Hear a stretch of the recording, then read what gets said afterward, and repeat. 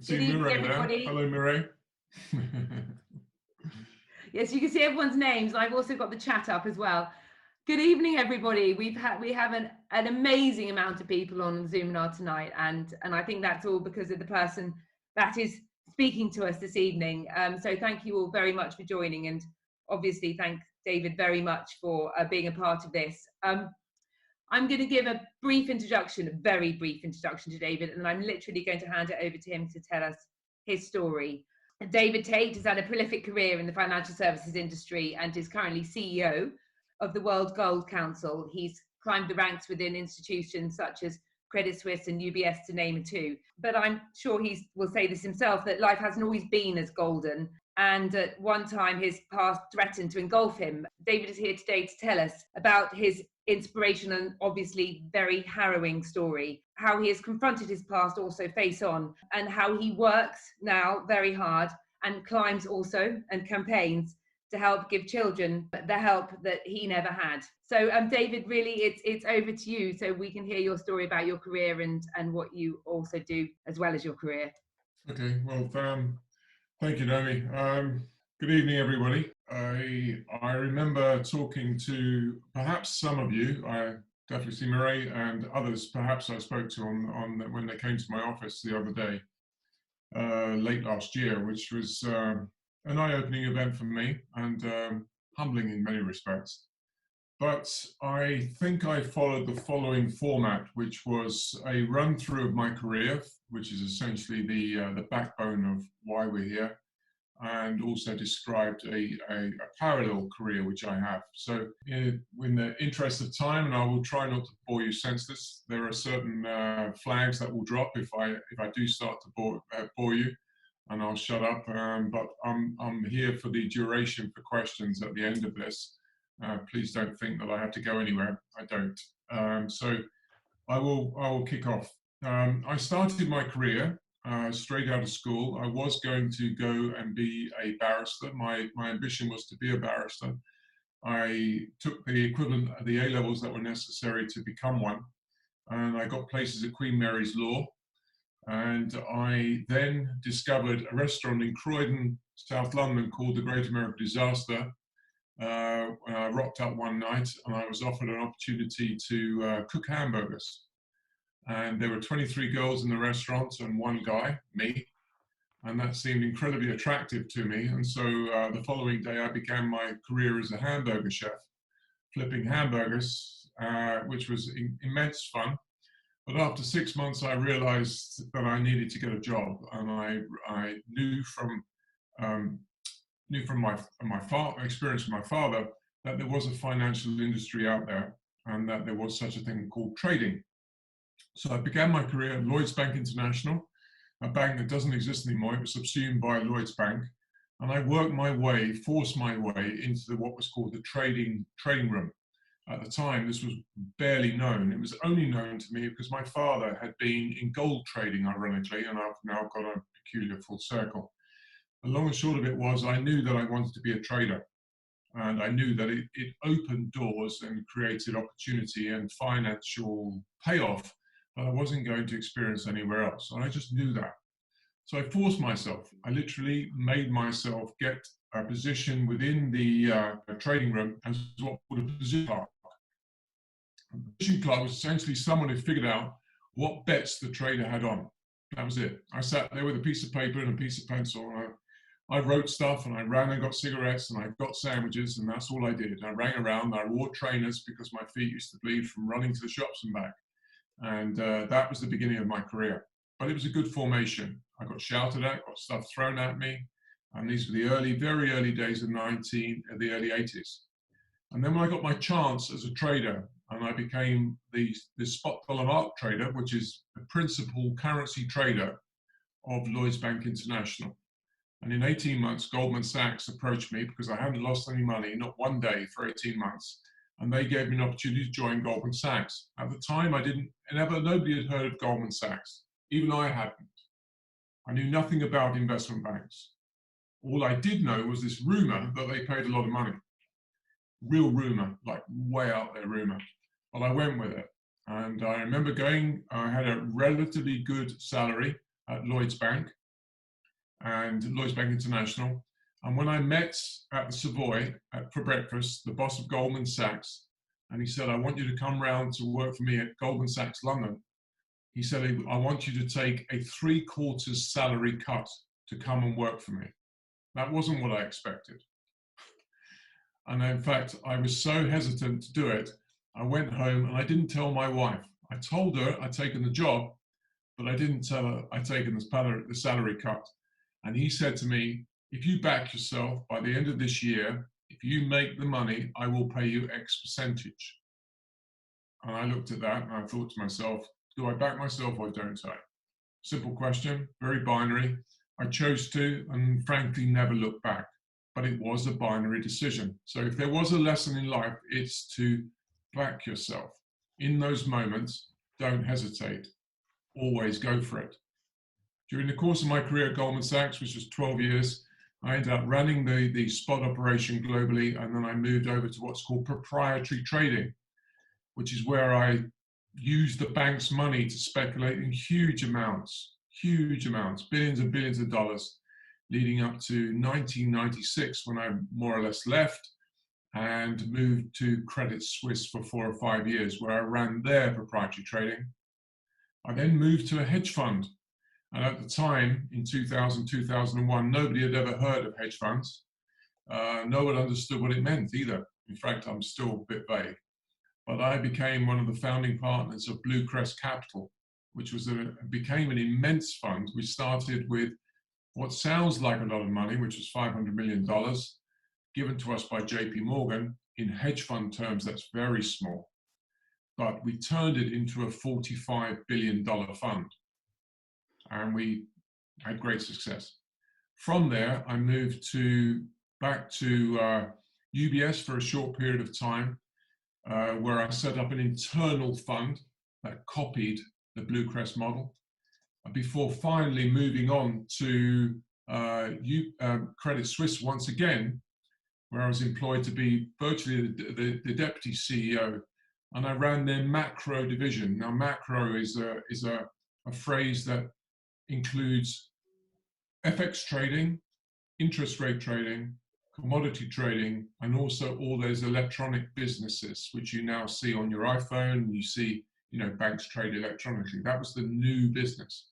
So I ran all those 4, leading up to 2016 and a half, when, because the banks were under such a cosh following 2008, the resources they had to play in these markets was diminishing, and it became less and less fun, less and less of a entrepreneurship style business, and more a case of me firing thousands and thousands of people. That's what my job became, which was less than inspiring. And I became the person that when you walk down the corridor of one of these institutions, when people saw me coming, they used to jump into doorways to get out of the way, just in case I brushed past them, for fear that I would tap them on the shoulder and off they would go. That's how lamentable my position became. And so I decided, knowing that the business was in terminal decline, and I truly believe it is, that I would go and do something else. I will get onto that in a second. I then moved from there. Since then, I've become the chairman of the board of the Bank of England Precious Metals Working Group. I'm also chair of multiple charities. One at the NSPCC, which is the Real Rebuilding Childhood Charity. I'm also a member of chair of a couple of other charities as well. But that's the summation of my career. I've been very, very lucky, 35 years of it. Essentially, you could say 35 years in investment banking. I've seen the highs of it, and I've seen the very lows of it. I've seen the best people in it, and I've also seen the very worst people in it too. But I think that's probably very similar of most institutions and most styles of job, I think, to be perfectly honest. Everybody's got good and bad. I left in 2016 and a half of my own accord because I realized that there was no growth left. And I decided that I would dedicate myself to a charitable project, which was a film. I'll get onto that a lot more later. But essentially what had happened was a group of people had decided to try and make a film about me and my past life. Like I said, I'll come back to that. During that process, the World Gold Council approached me. And at the time, I knew very little about the World Gold Council. But when the picture was painted about the complexities of the job, or should I say, the range of the job, the scope of the job, it became increasingly attractive to me. It became apparent to me that at one end, and let me define what the World Gold Council does, it advocates for getting gold into both retail and institutional investors' hands. It wants to try and make gold a viable financial asset across the entire world. You trade foreign exchange, you trade currencies, you trade fixed income. Gold has still got a bit of a reputation when it comes to people investing in it. And as a consequence, they asked me to try and make it a viable financial asset for institutional, call it insurance companies, pension funds, asset managers, hedge funds. They wanted to make it become viable for them. And that was my job. Coming from where I come from, it seemed a viable proposition.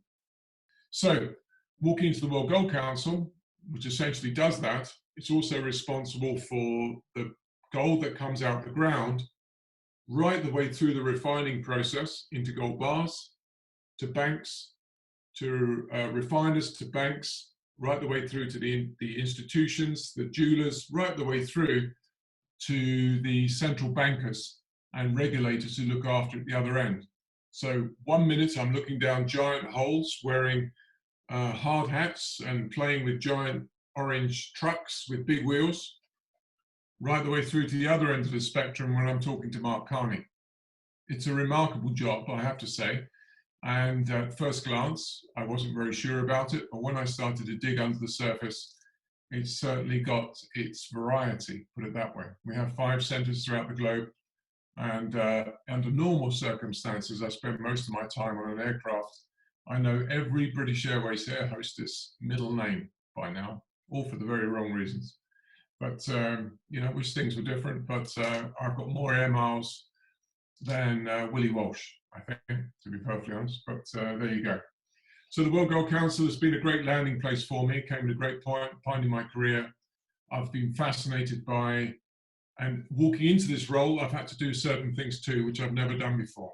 I've had to understand people. I've never had to do that. In my investment banking career, all I did was treat them as numbers. That's all the time I had to spend on these people. Now I have personalities. Now I have to understand the nuance of the individual. I've never had to do that before. And if you have to choose between one direction or the other, do not go down treating individuals like numbers. I had no choice, really. And if I had decided to spend the time to get to know them as individuals, I would have failed, ironically. And that says something about the business model. Now I'm spending inordinate amounts of time understanding the people, understanding the nuances that drives them, such that I can extract the most from them and give them enormous amounts of incentive. I'm trying to join up the business globally so they feel part of a collegiate atmosphere. I'm trying to make it feel like a family and give them the incentive to want to be part of it. Because just before I joined, it was very much painted as a very siloed organization where people didn't know what the left hand versus right hand was doing. And I'm working very hard to try and join those bits up, such that it doesn't matter where you are in the world, you know what part of that organization you belong to. So on the other side of my world is something that's gone on in the background. And I'll get to it, but first I want to tell you, in 2005, I decided I was going to climb Mount Everest. So I rocked off, first mountain I'd ever climbed in my life, and climbed it in 2005. After 10 weeks of pain, I got there, I came back home. It was literally the best feeling I've ever had in my particular life.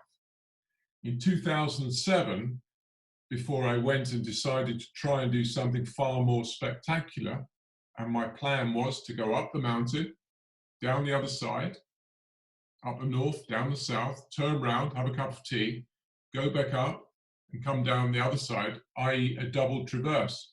That was my big plan in 2007. The reason for this? Because I'd raised a vast amount of money for the NSPCC on my first climb. However, before this 2007 climb, I wrote an email to all my people who had sponsored me in the past saying, please give money to the NSPCC. The charity is a fantastic thing. But I signed off with one particular line. At the very end of it, I said, because I was one of those children. I am one of those children. And there was a very, very significant line for me, changed my life. I was declaring to people that something had happened to me in my childhood. So off I went. I climbed the mountain. I got up to the north side. I got to the top again for the second time. I came down the south side. A real epic. Any of you can look it up on iTunes. It's there. It's called Everest Beyond the Limit, Deadliest Climb. It was all filmed by Discovery Channel. We were carrying cameras ourselves on our helmets and all that sort of stuff. It was an epic adventure. We almost died. It's brilliant footage. I almost fell off the top of Everest. I almost became the first person to do that. A feat I'm actually quite proud of.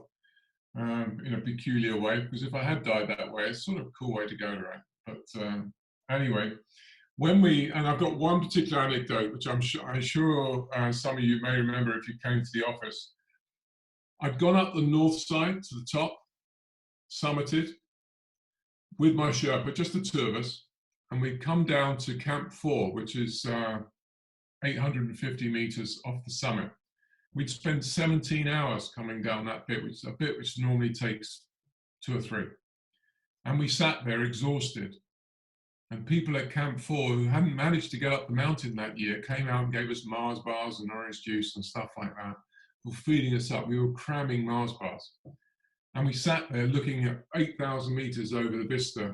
And I hadn't managed to call my wife on the summit because it was way too cold. It's about minus 50 degrees. I reached into my jacket, I took out my satellite phone, and I called my wife, Vanessa, and I dialed the number on the satellite phone. And the phone rang, and she answered. And I said, hi, V. Hi, Vanessa. Hi. We summited and made it down. I'm down at Camp 4. We survived. And she said, can I call you back? I'm just driving down the A3. Absolutely true to this word. I cut the line, I put the phone back in my pocket, I turned around to my Sherpa and I went, no, you're never going to understand. I said, let's carry on.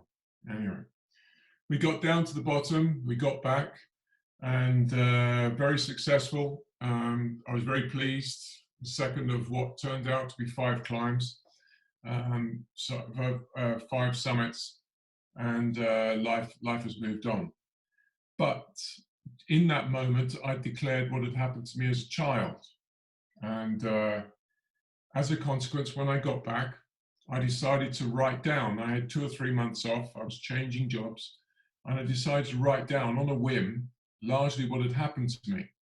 And I decided to try and write a book. I know it sounds somewhat conceited for me, but I did. And I had this fantastic idea, or so I thought. I would write 7 or 8 chapters of climbing, the climb I'd just been on. I would narrate the climb to the summit, and I would interweave them with 7 or 8 chapters of personal anecdotes that I thought personally mapped back to my childhood. Of course, I hadn't gone into any great detail with people, but these anecdotes would link together to make it a readable chain to the summit, such that when you got to the summit on the left-hand side of the book, you got to the low point of the story on the right-hand side of the book, and they meshed. And I thought that was genius, absolute genius. And I gave it to tons of book agents who thought the exact opposite. They said it was absolute crap. Could you get rid of all the climbing, please, because it's super boring. Boots, snow, pooing in barrels, really boring stuff. But could you write me 15 chapters of personal stuff? Because that's really interesting. And of course, I was like in a fit of hubris.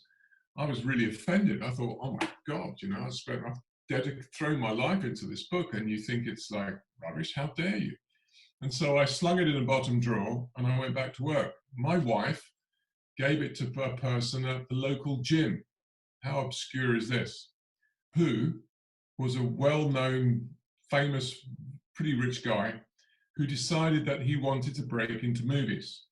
Took my book, long story short, translated into a screenplay and a script, and then we arrived at this film. The summary of this is that we started literally in 2007, 2008. I'd been a bemused bystander for probably 10 years. I sat and watched these guys try and turn my manuscript, a grand word for a big giant Word document, into a script. But finally they did. And in 2018, a production company picked it up, decided it was rewritten into a brutal script, the sort of script that after 100 hours of interviews with the writer, I found very difficult to read because it went from being my story into something far more brutal. And finally, we started shooting in May 2018 with Anna Friel playing my mother, Dougray Scott, my father, Mark Stanley played me, and Emily Beecham playing my wife. And we did 6 to 7 weeks of shooting in London. And then we decamped to South Africa for 2.5 weeks shooting over there, where I stood and watched a 10-year-old boy, Anna Friel and Dougray Scott, play out my childhood in front of my eyes. I cannot tell you quite how hard that was to watch. Their words have not been invented to describe the emotional roller coaster I went on. 1 minute euphoria, next minute utter horror and humiliation. Watching them depict this in brutal graphical form in front of my eyes. So now's the point at which I'll tell you, because it's necessary, I think, if you don't mind, for me to tell you what happened. When I was 10 years old, we returned from South Africa with my parents and moved into my grandparents' old house in Deptford in southeast London. This differs from the film in that regard, that's all. I got a job in a shop in the Deptford Park, which the foundations still appear in the grass. I've been there and looked. One day, and I was employed as a little boy for £1 a week, just washing up, sweeping up and stacking the shelves. And one particular day when I was stacking the shelves, I dropped a box of Fry's chocolate cream. I don't know if any of you have seen it, it's the chocolate bar. And when I stooped to pick up those chocolate bars, I put a bar of that chocolate cream in the waistband of my shorts, on impulse, really. The owner of the shop had seen me do it, ordered me to put it back. And as I turned to do so, I felt this blow from behind on the right-hand side of my face. I fell forward and hit the shelving as I fell, and then I felt my clothes from behind get ripped from me, my shorts get ripped from me, and then an enormous weight, and then the most excruciating of pains. And I was just a 10-year-old little boy who'd got raped. I was thrown into a small toilet cubicle, and I was ordered to clean myself up, the toilet and manage myself. And I wasn't allowed home for the rest of that day. But I returned to that shop for 4 further months every day, where I had to entertain him and his friends and what I believe to be my father, although I'm uncertain of that.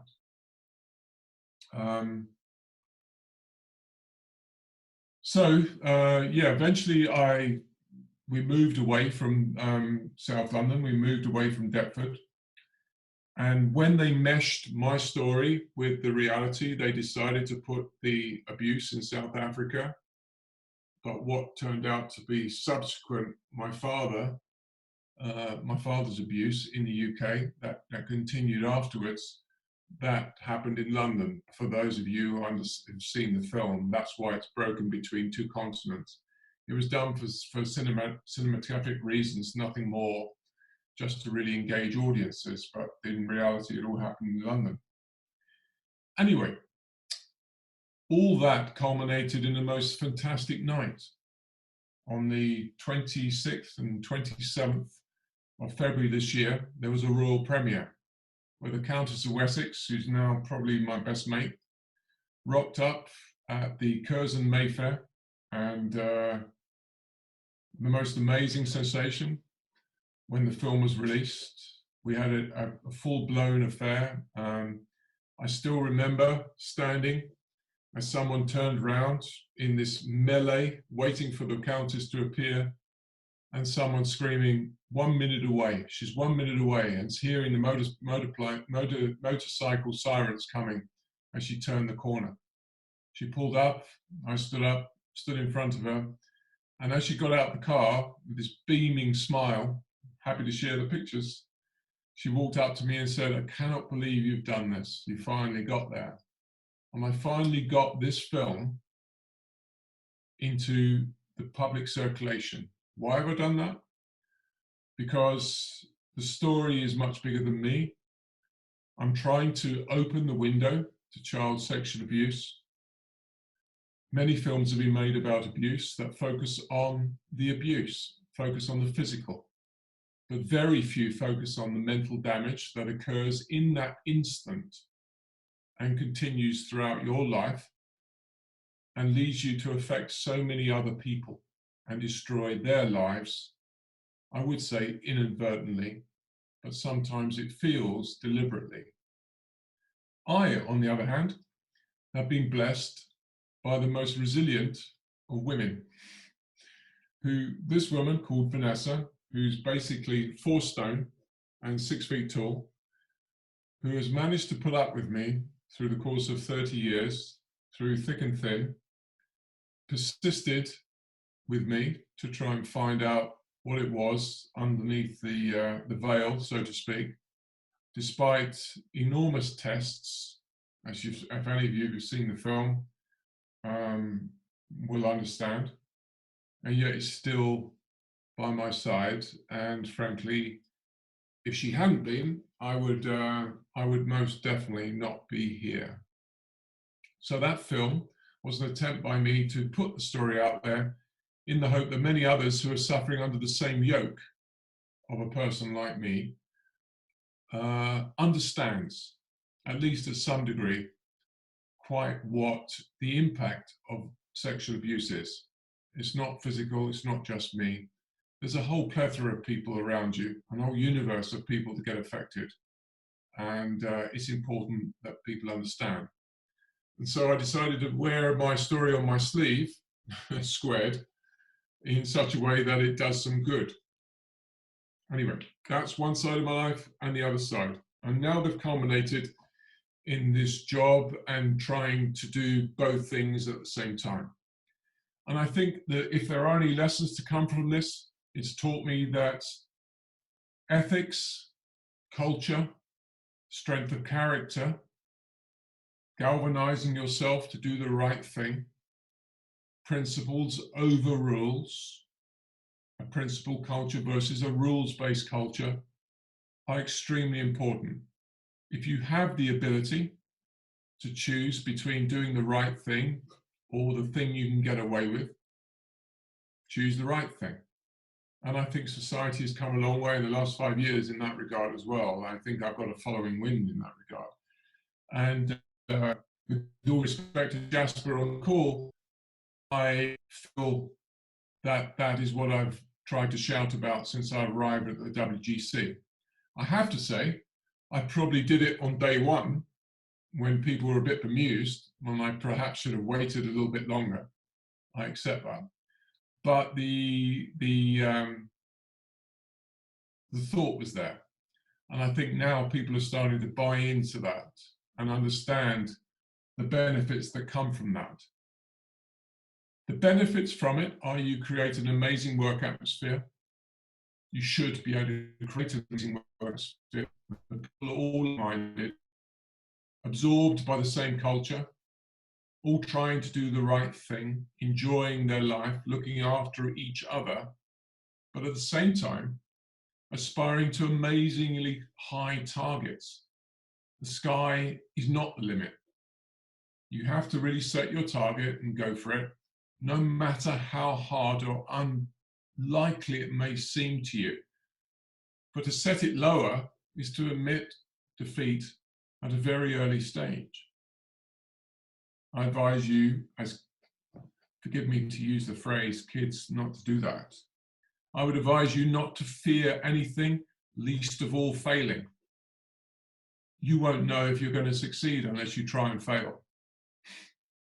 Push yourself to the point at which you think you might fail, and then your success will smell all the sweeter. You've got to have that willingness to try. Throw yourself off the cliff. Jump over that crevasse and see whether you make it.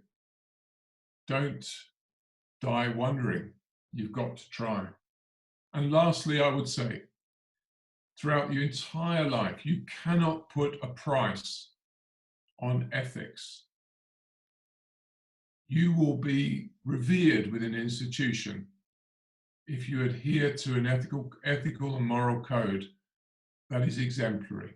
People will almost make excuses for you if you do.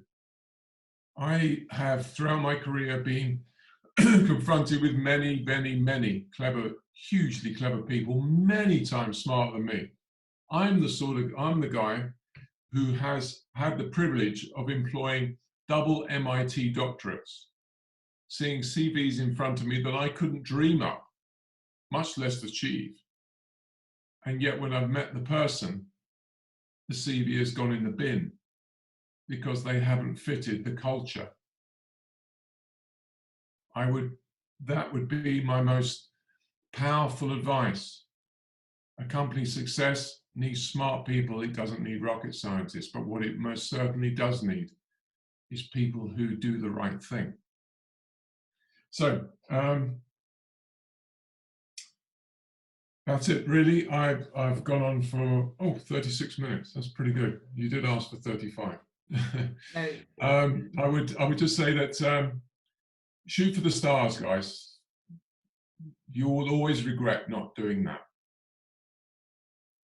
That's brilliant. I kind of almost need to take a moment to think about everything. I mean, it was very emotional listening to you, to be honest with you, David, and thank you for being able to share all that with us. And I'm sure that everybody really will take what you said really seriously, really, really seriously. Now we have this amazing opportunity to be able to ask you questions, and that's great. So I really do ask everybody on the call to start to ask questions, and I can see there are a number of questions now coming through. So I'm going to start with one here from Ethan Bell. How did you overcome and change your mindset from being exceptionally closed off regarding your childhood experiences to becoming able to open up and eventually become an ambassador for the NSPCC? How did I open my mind?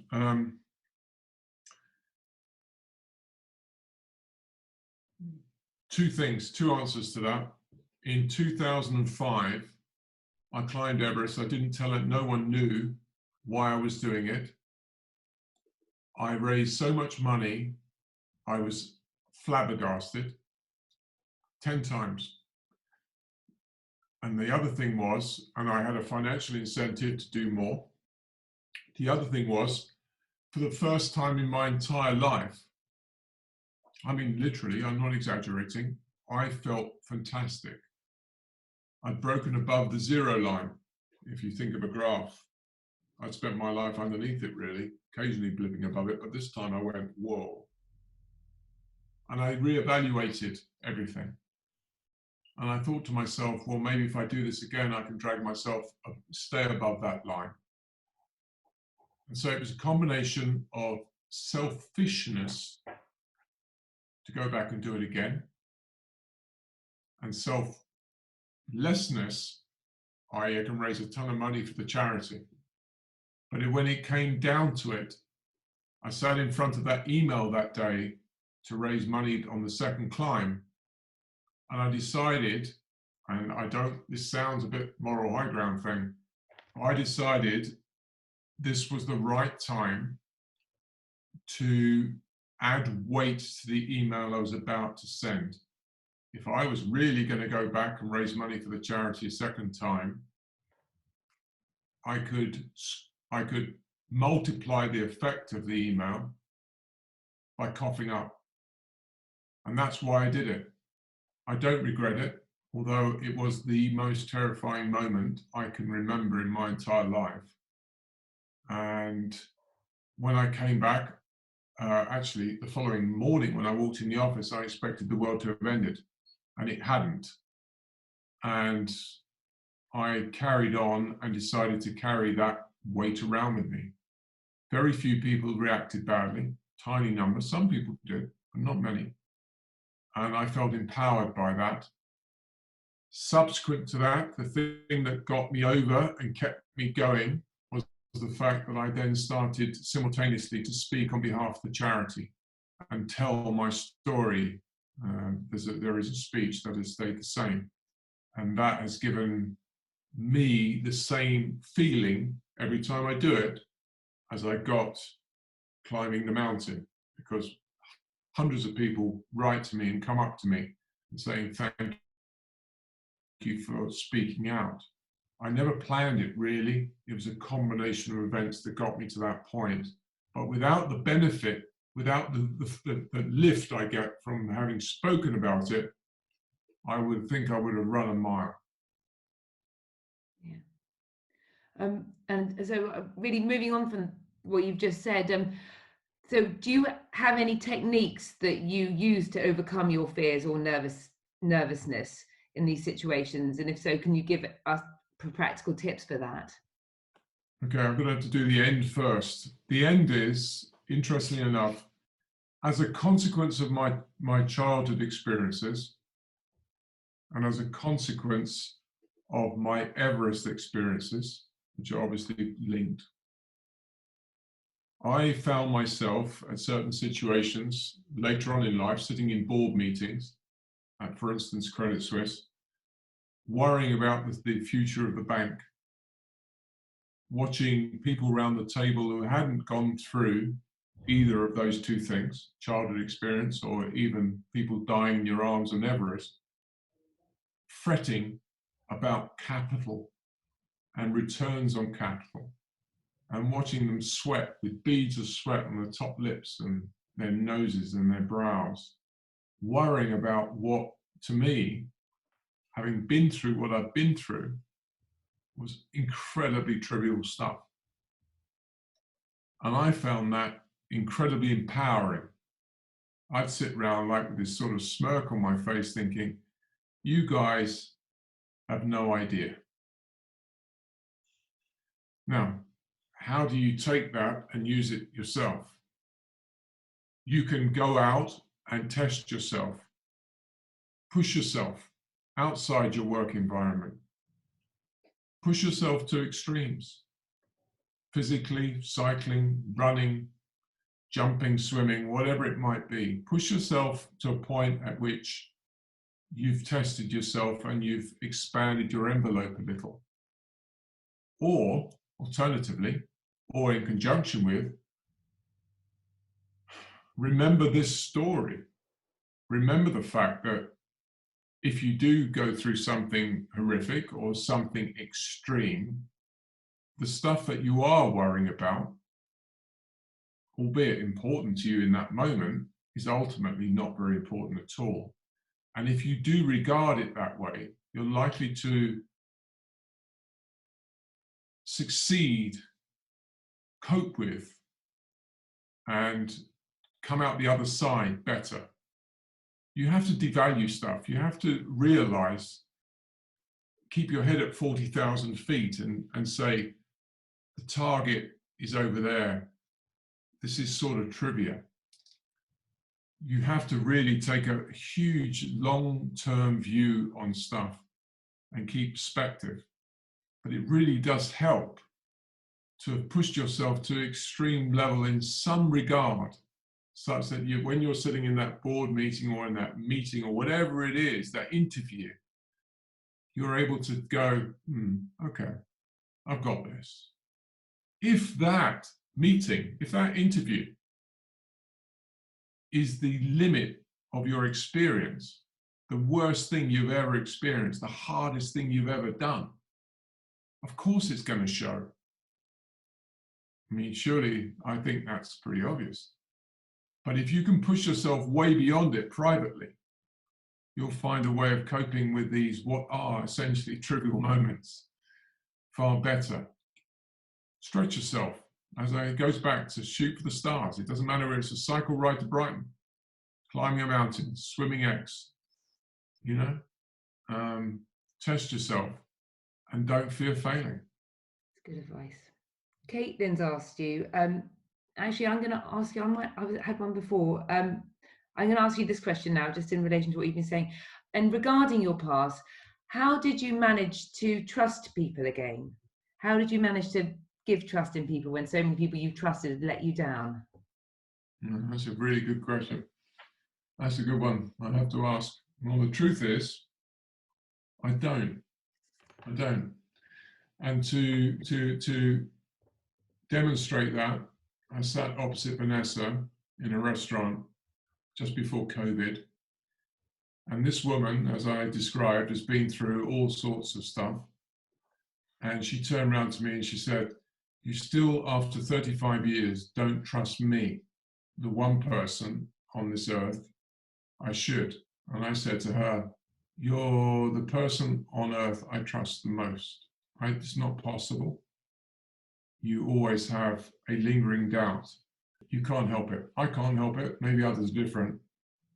The truth being told is I don't trust anyone 100%. The closest I've ever got to it is Vanessa, who's probably 99.9 repeater. But can I honestly say 100? No. Gosh. But do you have mechanisms in place that when can you kind of catch yourself and say, right, I really should be trusting this person? Do you have mechanisms to try and help you trust them rather than just... Yeah, I do my best. I mean, but I just don't know what that feeling's like. I've never not been to a trust place in my life. Not that I can remember. My mother let me down or whatever. My father let me down. I suppose I trust my sister, but because she was out of scope, I suppose. But my mind is so far from trust that I can't even dream of it. I don't know what it feels like. It's like, what does chocolate taste like? It's like if you've never tasted it, I've got no idea of what absolute trust feels. I wish I did. Yeah. Curtis says, "Hi David, thank you for your amazing talk thus far. I recently watched Sulphur and White and I thought it was amazing in its raising awareness for the issues it brings up and shows. I was just wondering what made you want to share your life story in such a big way on the big screen?" To be honest, it was, I never dreamt it was going to be on a big screen, to be honest, Curtis. Never in my wildest dreams did I think I'd be rocking up to the Kurz and shaking hands with XYZ, Hurrah Highness, and all that. No way. I, on a whim, decided to get out my Apple laptop and start writing because I thought I had an idea. Did I think that Word doc, I even hesitate to use it, manuscript, was ever going to fall into the hands of someone? No, I rocked up at a few book agents and thought they were going to write me an enormous check. I really did, actually. That's the interesting thing. And they all went, "Seriously?" I went, "Oh, okay." And stung, I went back to work. I had no concept of a movie. And then suddenly this guy got this thing, which Vanessa had given him. And suddenly he said, "I'd like to make a film." And I remember him, and this is a weird story, he reminds me of this. I didn't know he'd been given the manuscript, and I got a phone call to meet him in the Dorchester bar one afternoon. Could I leave work and join him? And it was a bit like, "Oh, seriously? Yeah, okay." And I rocked up at the Dorchester bar. There he was, sitting there with my manuscript on the my manuscript. I hesitate, I can't stand calling it that, on the table. with a guy called Lewis and Ken Tait, brother and a father and son, lawyer firm out of LA, famous for looking after film stars, the Kleinberg firm. Lewis and Ken Kleinberg. And I sat down and I literally said, they'd flown in from LA to meet me, but I didn't know any of this. And as I sat down, I said, I've got 40 minutes. Yeah, and I had no idea who they were or anything. That's how disconnected I was from the whole thing. And they carried on. They spent loads of money developing. We went through 5 or 6 writers. And I sort of sat there in all the meetings going, seriously? Really? You'd want to see this rubbish on a film? And eventually we ended up with a writer called Susie Farrell, who wrote the hard-hitting screenplay that was translated almost verbatim onto screen, which was a lot different from the other screenplays, which were far more James Bond. And it was that's the moment when I saw that. I read that script, and Emu Productions went, "We'll do it." But I suddenly got this horrible feeling that, oh my God, it's going to happen, which was really 2017, 2018. And that's when I had a decision to make. Do I back it or do I pull it? Vanessa would have pulled it on that day. She didn't want her life held up to scrutiny, but she backed me nonetheless, because I could see that if I got it right, the story would do some good. It's not going to pay me. It's going to do some good. Anything I make, by the way, should it make anything, will go 100% to the NSPCC. So my objective was to get a story out there that told the entirety of the problem, not just the physical thing, which I'd seen so many boring times on TV that I lost interest. Yeah. So accidental is the answer, frankly. But then were you really keen? Obviously you went to South Africa, you were there in the film to make sure that they got it right, even though you'd read the screenplay. Did you still make, when you were standing watching it, saying, well, actually, no, it wasn't like that, I'd like it a bit more like that? How much of an Julian Gerald, the director, really had a really tight grasp on it. Julian is the kindest man I think I've probably ever met in my life. He finessed it, he understood it, he had the storyboard in his head, he knew exactly what he was going to shoot from day one.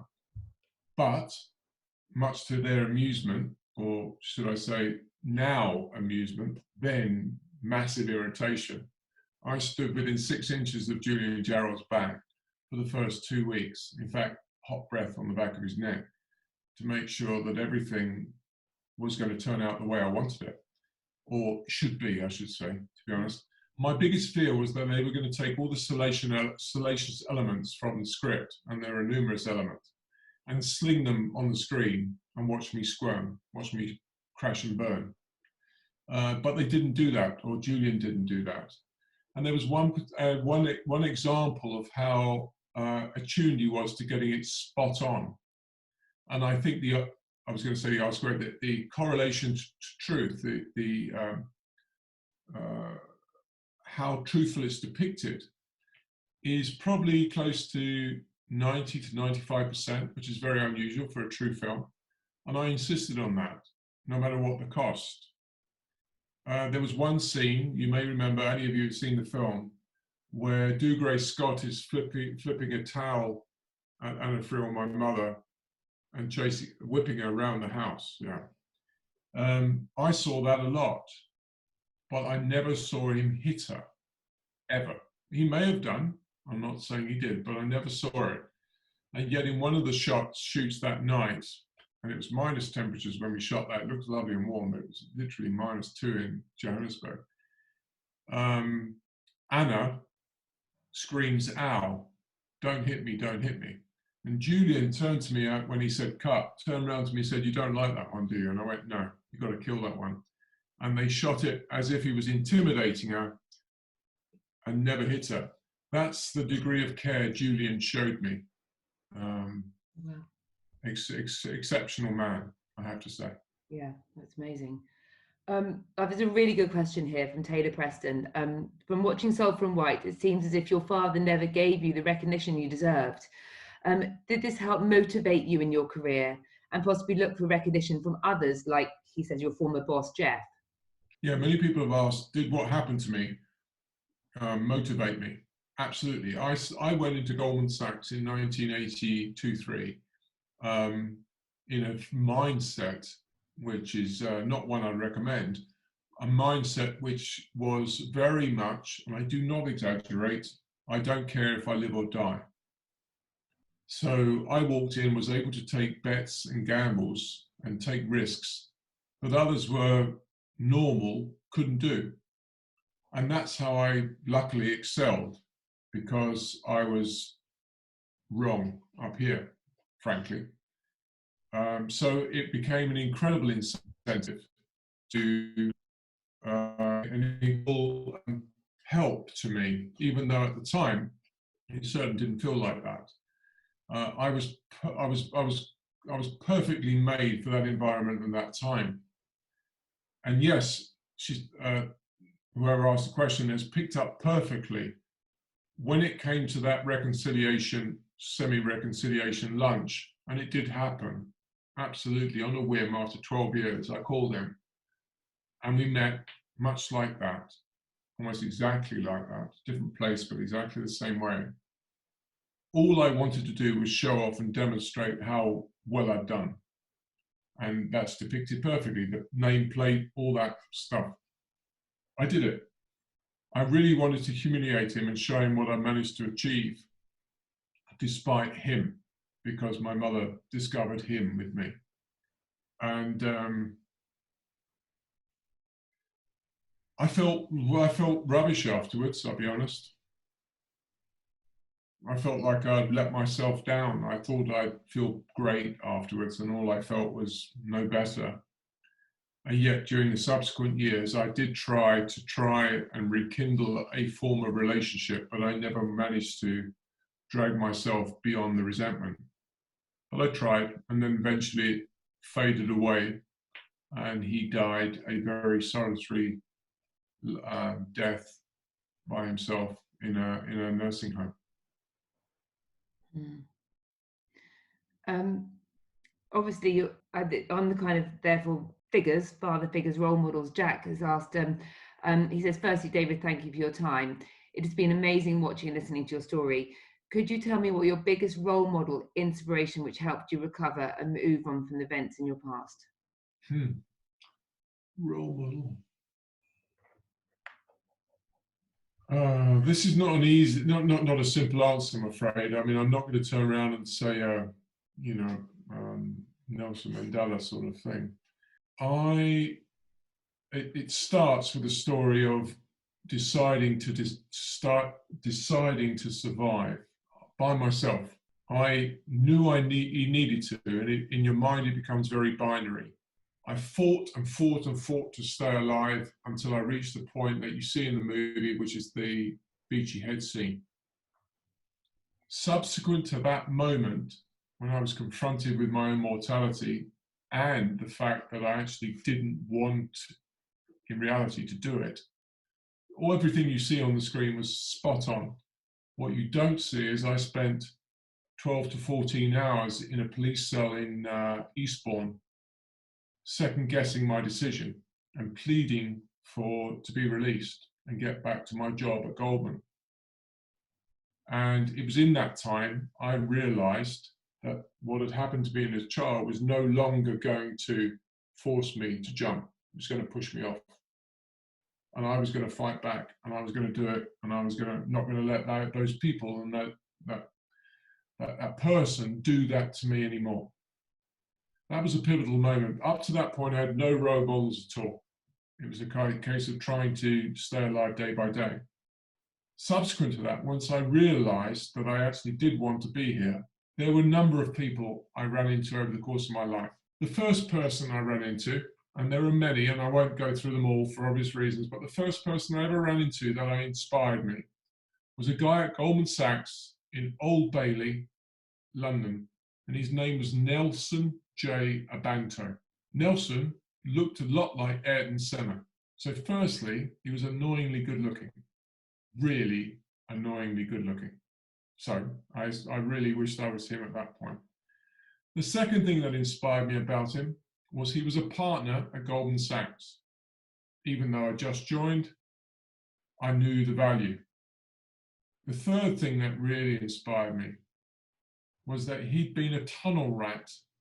And for those of you who don't know, I'll explain in a second. A tunnel rat in Vietnam. 3 tours of duty. A tunnel rat in Vietnam was a person who was lowered down the Viet Cong's tunnels they dug underground by his ankles with a pistol and a flashlight to flash out the enemy. He'd done 3 tours of duty, come back, multiple, and was my boss. And I couldn't take my eyes off the man. And I suddenly looked at a man who'd gone through that, which to me, at the time, made me look ludicrous in my mind. And I suddenly found inspiration from an individual that I hadn't done before. He had this wall in his office, beautiful office, that I used to go in and look at. An entire wall was covered in Vietnam War memorabilia, his, including his medals. And then one night, Goldman Sachs Old Bailey was broken into and someone stole a lot. Yeah. And I think I felt it more than he did, in a bizarre way. So he was the first person who gave me a view into what is possible.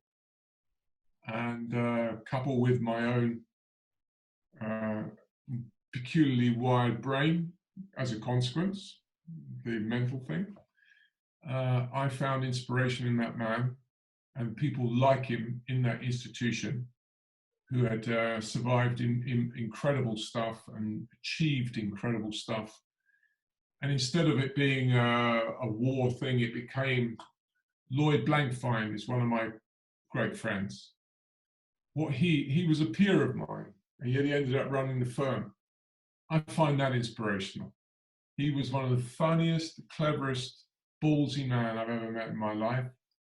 I can't hold a candle to him, but he inspired me nonetheless. And so there are multiple people, and you need to covet them, learn from them, absorb from them, listen, and you will always do great things. I would, and if I don't mind me recommending something, which I've just read. Okay. Just read. It's a book called, here it is. It's right behind me. It's called The Ride of a Lifetime. It's by a guy called Robert Iger, or Bob Iger, to his mates. He ran the Disney company. It's a really easy read, but the lessons within it unbelievable, even after a lifetime of doing all this. That's a good read for all of you. All of the kids would learn a lot from that. It's a virtually encyclopedia of how you should conduct business, to be honest, and how you should attack life. Great, I'll send that out to everybody so they know that. I think that's great. There's somebody who's asked me something privately that I'm going to ask you. How do you overcome the fear of being inadequate? So I suppose the imposter syndrome, unqualified, comparing yourself to others, etc., and learn to shoot for the stars. I feel like comparison and self-doubt is what's prohibiting me from trying something new and pushing myself. I think I had a degree of advantage, and I go back to the fact that I didn't really care too much. I didn't worry that I was going to fail, because I didn't. To be perfectly honest, when I started, I didn't really care if I died, let alone failed. And I think if I've understood the question correctly, it's important to throw yourself off the metaphorical cliff. You have to take those chances. You have to relish failing as a means to succeeding. You cannot be fearful. You've got to go for it. You've got to take those chances and force chances. They won't be given to you. You've got to really trust everything that's given to you as a hint of a chance and wring its neck. And okay, I had, one could say, a bit of an advantage because I didn't care. Some people call it back in, lots written about me saying how fearless. No, it wasn't really. It wasn't fearless at all. It was, I didn't care. There's a big difference. And as a consequence, I was able to make choices that others feel reticent to make. People couldn't understand why I could take $1 billion what was dollar currency position back in the day, when most people were taking $100 and $200 million position at Goldman Sachs. Oh, they thought, oh my God, look how brave he is. No, it wasn't. Not at all. It's because I didn't care. There's a big difference between not caring and being brave. And so if you can develop a mentality which is, I will do this no matter what the consequence, you weigh everything up, you make an educated guess, a decision, and you go with it, and you hold fast and you go for it, and you don't hold yourself, you don't self-flagellate if it goes wrong. You go, okay, next. That's the way to get on. Because most people, this is an important thing, most people won't do it. And so by the very fact that you're going to do that, you're giving yourself an advantage. Most interviews I had at Credit Suisse, Goldman Sachs, all these places, I would sit opposite a person, I'd give a cursory glance at the CV, because the CVs mostly were all brilliant anyway. What's the difference between someone who's got a X and a Y? They're all the same, they're all fantastic. It comes down to the person I'm sitting opposite. Could the person hold my gaze? Could the person put up with a little bit of pressure from me? Could they communicate? What really do they want out of life? Were they willing to push? What have they done so far? Had they pushed themselves? Could they demonstrate the fact that they were a go-getter? Not in academic qualifications. I had thousands, millions of them. But what else did you do? What are you willing to do? Are you willing to dangle over the precipice, so to speak, or not?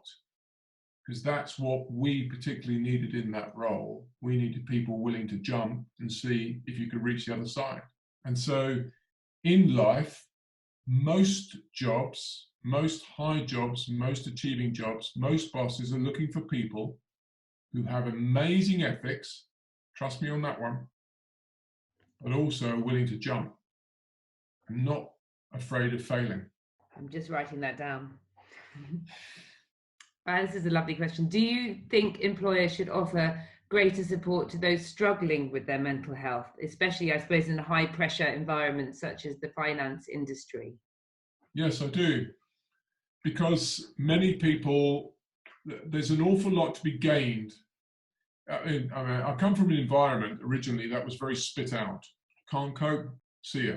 Goldman Sachs in the early days, in some respects, let me qualify it, in some respects, was an amazing hothouse.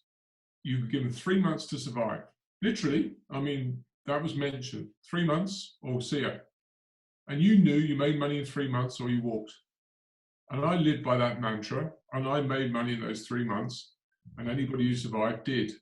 Then suddenly it became a bit wishy-washy. We give them 6. And it all started to slide off at first. But then the benefits of giving people more time and more hands-on care and a more intellectual view to the long-term goal of what you can extract from people, giving them resources, mentorship, looking after them, taking time to extract the minerals from that person as opposed to chipping away quickly and see whether you hit a rich seam, all bore fruit. And you've seen Goldman's share price, you've seen how that company's flourished over time, but it came from a very raw base. So I would say absolutely. Obviously, there are people who cannot exist in certain scenarios. And sometimes it's incumbent upon a boss to make hard decisions. But I honestly think there's far more to be gained from embracing people than there are excluding people. I was about to say I'm a prime example. would I have appreciated the help at a much earlier age? It's hard to reconcile that with my early work environment. Do I think the environments now are conducive to running, keeping someone in my firm and knowing they have problems? Absolutely. Yeah, I'm open-minded to it. I perhaps probably once wasn't. It just wasn't really on my horizon. But do I think the things are compatible? To a point, absolutely. Yeah, I do. I think that the overall gain is greater if you're more open and receptive to this than at any time in history. Hence why I think actually the release of the film comes at a perfect time for a much broader thought into sexual abuse, mental health. Largely, I mean, I have conversations with the Countess about it, because the other, Harry and William, they're into the mental health element. They both viewed the film recently, apparently, and the feedback has been amazing because they viewed it from a mental health perspective. Mm-hmm. So yes, I really do think people can be helped if you have an open mind. Yeah, I must say, personally, the mental health really shone through vividly in the film. Sophia asked, did you manage to receive justice from your past after you shared the story? Have any of the perpetrators of the abusers been brought to justice? Or no, my the principal abuser died when I was, I believe, 14 years old. And I have to say I'm lucky. If he hadn't, when I reached 16, 17, 18 years old, who knows what I would have done.